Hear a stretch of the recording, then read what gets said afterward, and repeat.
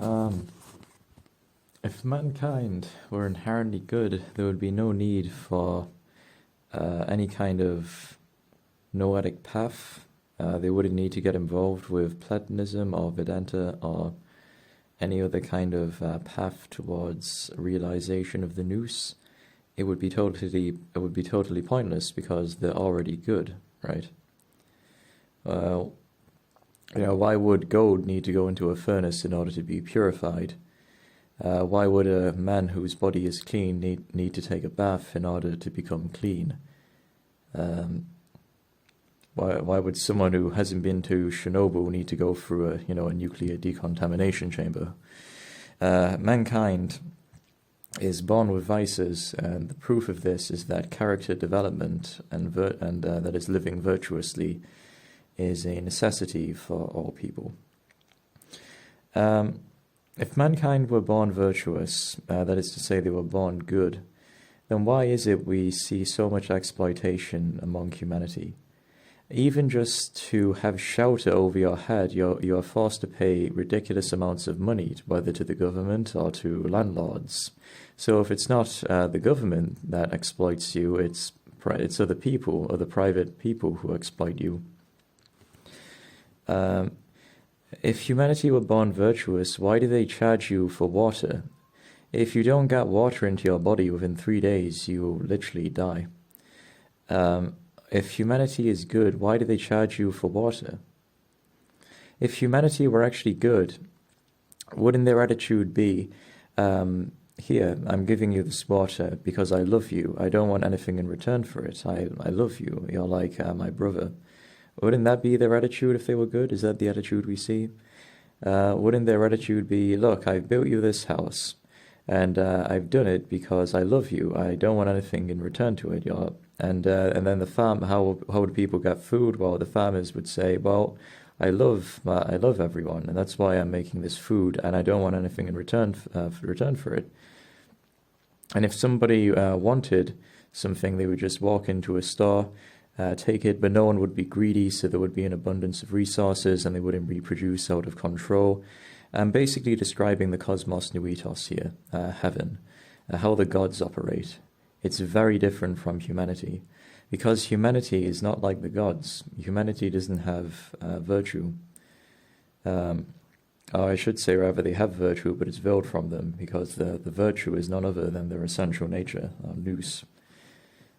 Just as the true nature of the sun is its own light, or the true nature of fire is heat and movement, the true nature of man is virtue, arete, which we could also translate as like divinity. I'm referring to the nous, of course. That is the true nature of man, but it's veiled like an orb of light covered up by layers of cloth, or like the sun being veiled by grey clouds. Our essential nature is veiled by these vices. And if humanity were indeed born good, we would not see these vices so prevalent among mankind.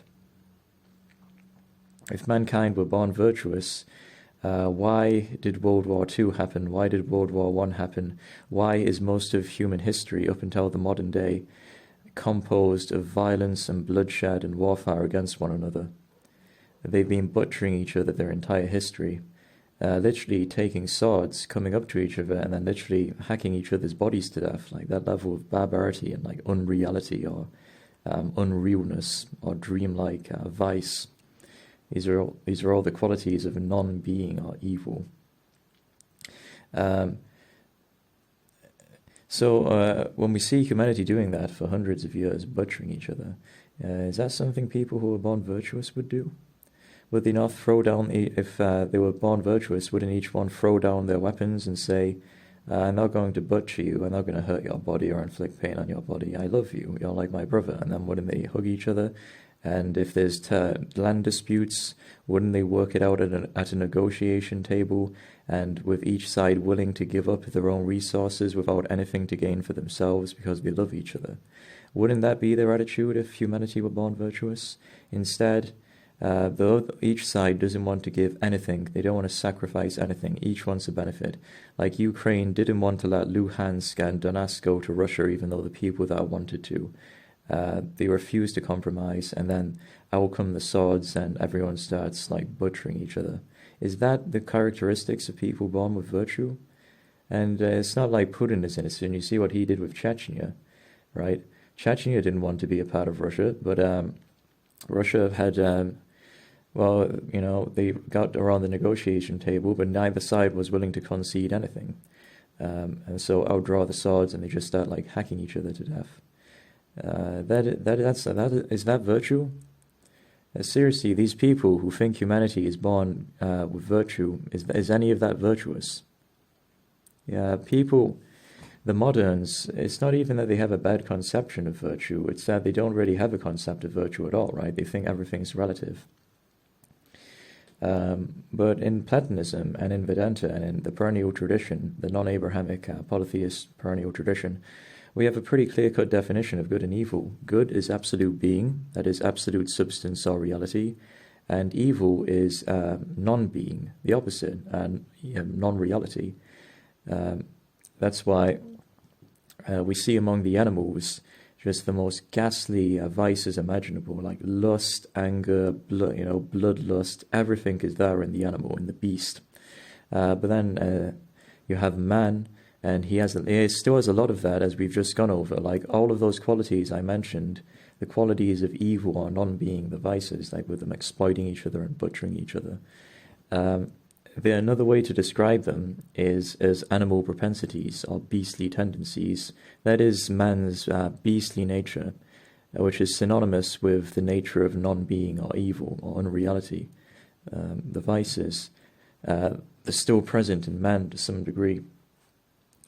And of course, if he transcends them, if he purifies himself of his beastly nature, of his animal nature, examples prior given, then he will find himself in the domain of nous, the afterlife, with the gods, which excel in divinity, in arete, in virtue, in reality or being.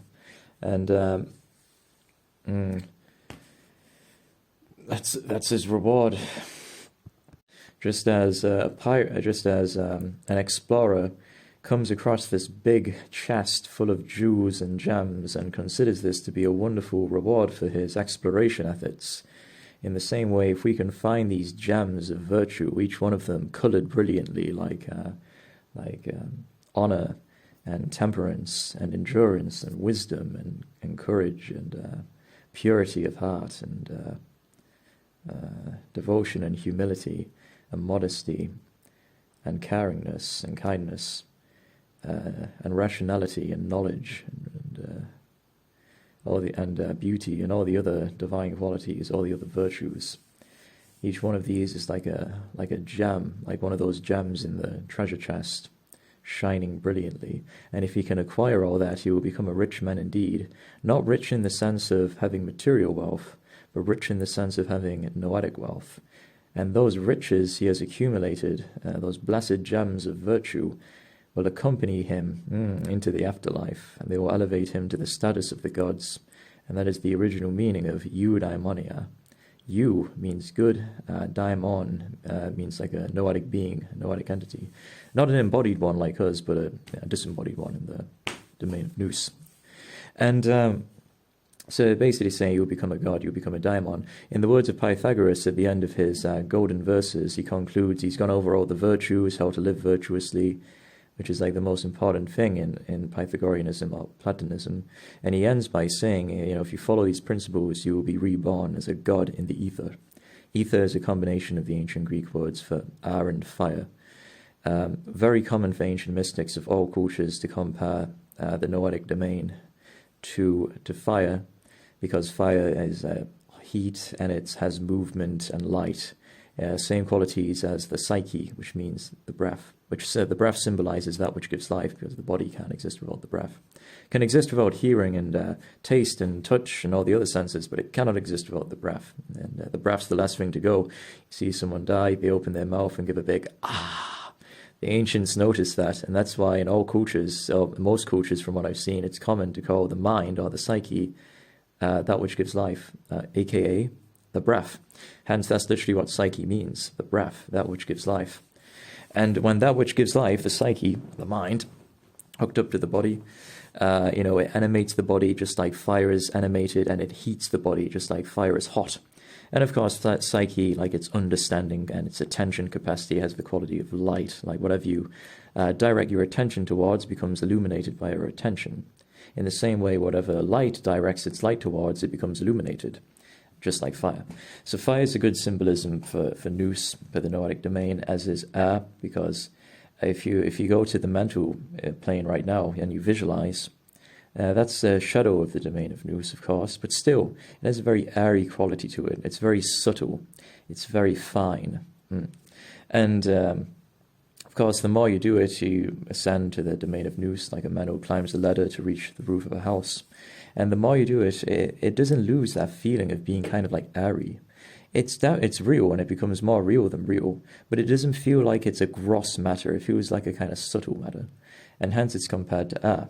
So you combine these two, used by mystics like Heraclitus and Thales and the ancient Egyptians also, which he may have got the idea from, we don't know. But you combine air and water and you get ether. And this is the symbol Pythagoras uses.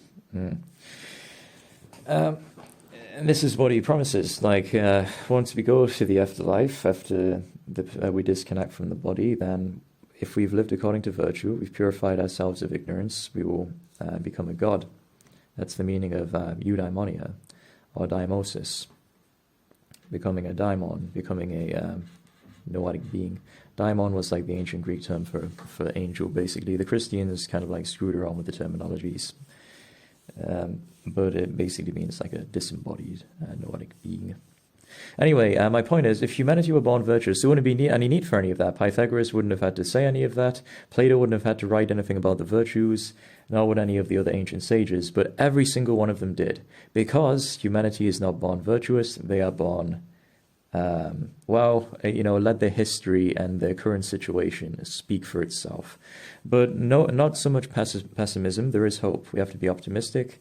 Just as gold tossed into a furnace can be purified of ore and dirt, we can purify humanity of the vices, of their beastly nature.